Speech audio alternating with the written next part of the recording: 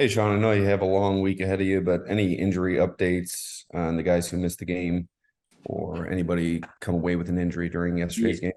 no, I felt we came out pretty clean, other than Josh's shoulder yesterday, which is sore at this point.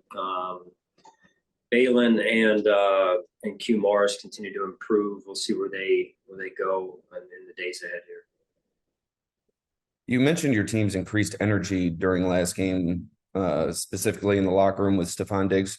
Why do you feel that energy may have been lacking early in the season?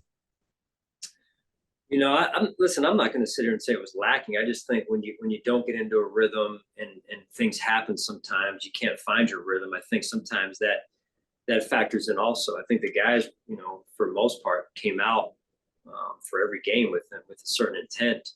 But when you can't find the rhythm early, it affects energy, right? Team energy. And I think what you saw was a combination of both on the other end. You saw team energy and intent this game, and then we got off to a good start.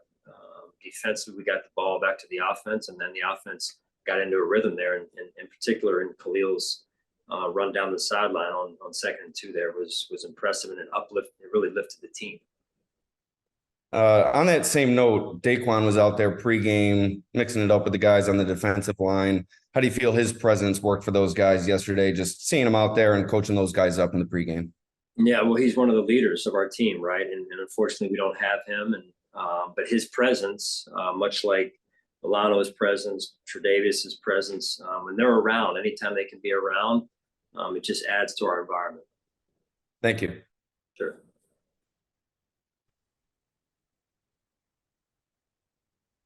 Hey, Sean. John Worrell here. Hope you get a little bit of rest this weekend, with it being a bit of a long one for you. But imperfect as maybe that game was, especially at the end, it got a little bit scrambly. Do you think that maybe it serves as a bit of a template in how this team goes forward with, I guess, maybe a template for your complimentary football of what you wanted? Are you saying the outside of the end of the fourth quarter there, or what do you? I guess just the way that game went. The offense gets, kind of takes the pressure off the defense by getting a lead, and just the way the offense,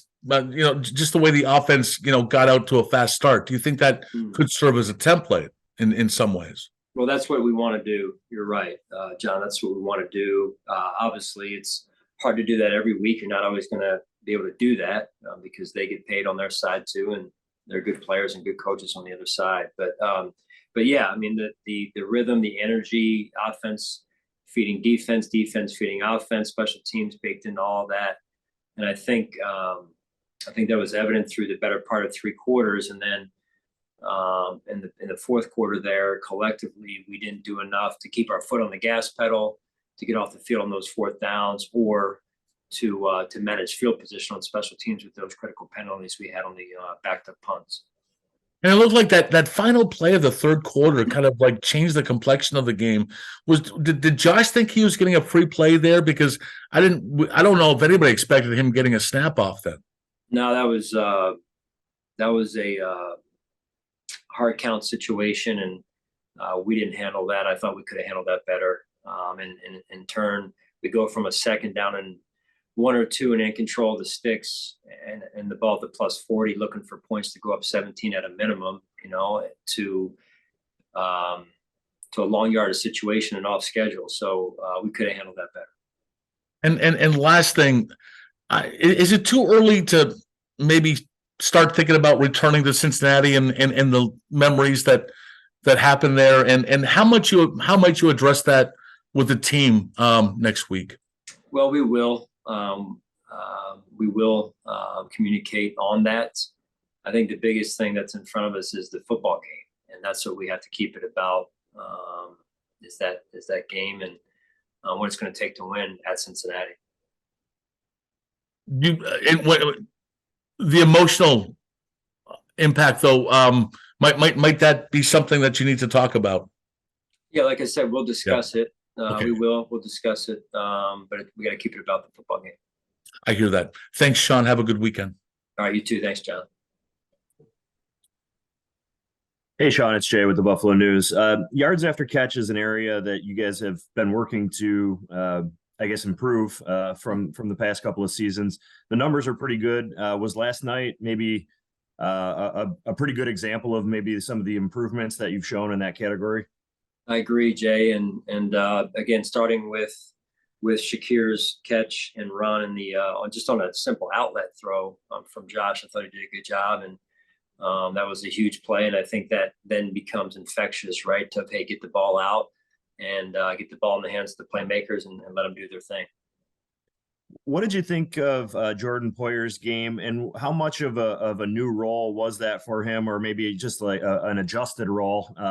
And maybe just over the past couple of weeks, have you seen him sort of elevate his game a little bit here? Seems like he's a little bit rejuvenated. We've moved him into the dime position on third downs and 2-minute situations in particular, sometimes on second down as well. And he's playing with great energy. He's made some big time plays for us the last 2 games, and I'm happy for him. It's fun to watch. Great. Thanks, Sean. Have a good weekend. You too. Hey, coach. Especially with Vaughn out the first 4 weeks of the season, what impact has Leonard Floyd had on the defense, and how big of a role has he played?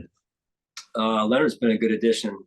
He plays with good energy, and he's relentless in his effort in terms of trying to get to the quarterback. So, yeah, I mean, with Vaughn out, we were a little bit shorthanded, and Vaughn's still returning. So we have to manage expectations there as well. But I think each week he's getting better.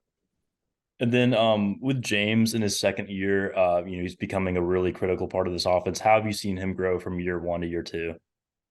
I think just more of a full-time role, you would call it.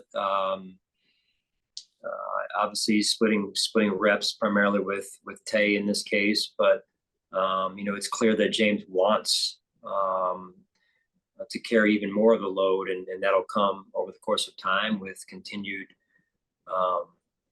high level of play like he has shown at times this year. Thanks, coach. Have a good weekend. Thanks, you too. Hey, Sean. I wanted to follow up some on what Jay was asking about Jordan Poyer, just what's gone into the decisions to use him a little differently on defense. Well, again, I think you use, the resources that you have. And so, Jordan, this is not a position he's played with us before, but just feeling like, hey, he's a very smart and instinctive and tough football player. And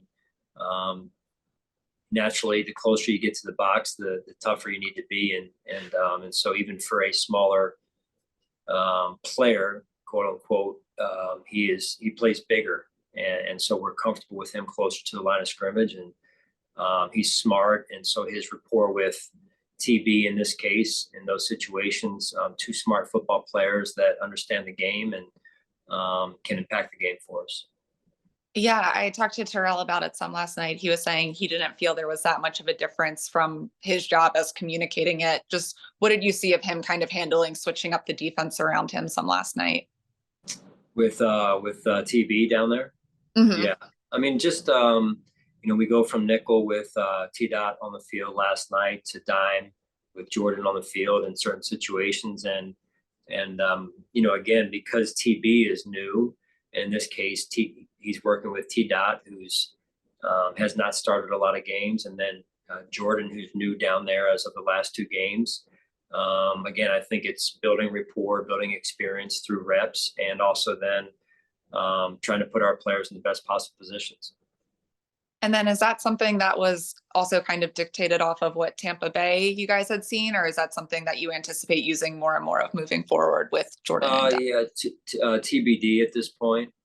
It's really in response to Milano going down, and us trying to put a player in there that we have a lot of confidence in, and is situationally specific.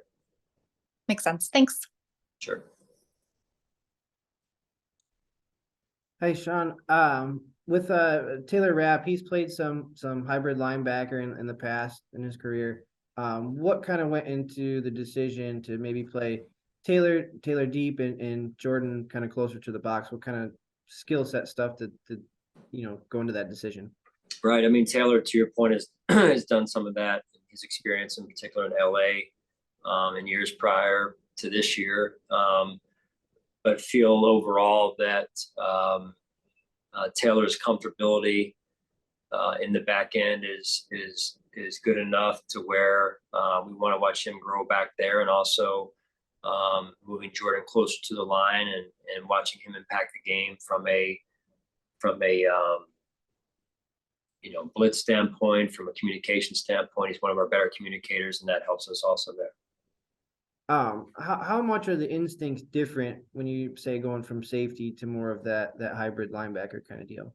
Yeah, I mean, it's interesting. The closer you get to the line of scrimmage, the quicker the game unfolds. And so you have to be able to process quickly because things happen naturally. The closer you are, they happen faster. And so your processing time has to be faster as well. So I think Jordan's well equipped to go down there and do some good things for us down there.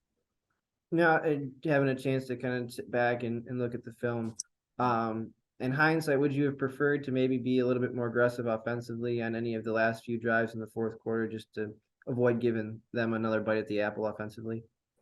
Well, it depends on what you're talking about. I think there's a couple of 4th and 2 situations, but to that point, they hadn't really done much offensively, and I was not about to give a team that has not shown that they can drive the field on us at that point a short field when it's a 2-score game, because 1 score off of a short field can quickly change the complexion of the game. So I feel comfortable and confident in my decisions. And now the 22-play drive on the defense, they drove the field, but there was 3 or 4 4th and longs that 2 were accomplished through penalty. And so, I feel confident that we were putting ourselves in a position to win and close them out. And there were also other opportunities within the game to get to a 4th and short where we would have gone for it.